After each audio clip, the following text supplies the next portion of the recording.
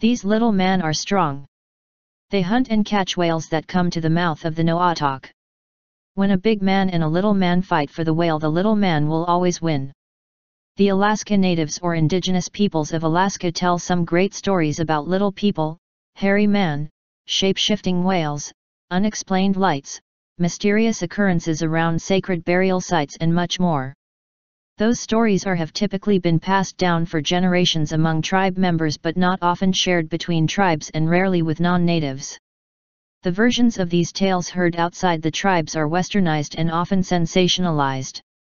Noatak Incorporated, a native non-profit, has set up a new program to change that while preserving the stories and investigating their origins. He had a pointed head, a big nose and pointed ears. We tried to hide and watch him for about an hour. He just smoked and looked around. Suddenly he jumped up and began to run toward the high mountains.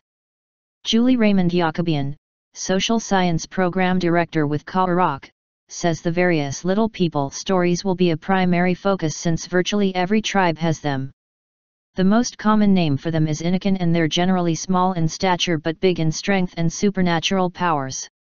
They dress like natives, who knew that bear furs came in petite, and have native habits like smoking, but pull off their hats and hoods, assuming you can get close enough, and you see their pointed little heads and ears. Then he looked down and there was a little man about 3 feet high talking Eskimo. Saul could understand him and they started talking. Saul had a gun, something like an old 30-30. They talked about that gun and the little man's weapon, a bow, an arrow.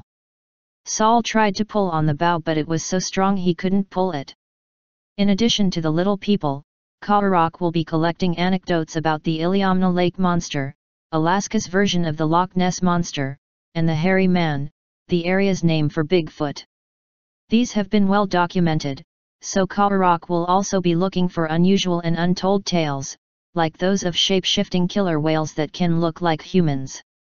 The researchers are also going beyond cryptids to collect sightings of Alaska's unusual lights, many more than just the northern lights, and ghost stories, which often center around the burial sites of medicine men. Using $150,000 in federal funds from the National Park Service's shared Beringian Heritage Program, Beringia is the name given to the landmass that once connected Alaska and Siberia, Noatak has begun interviewing members of 17 native tribal governments. To attract more people who may be suspicious of its purpose, it's holding storytelling events and community meetings. Once the project is completed in 2018, a book and research papers will be published. Depending on what they find, the History Channel could have enough stories for years of new reality shows, especially on shape-shifting killer whales.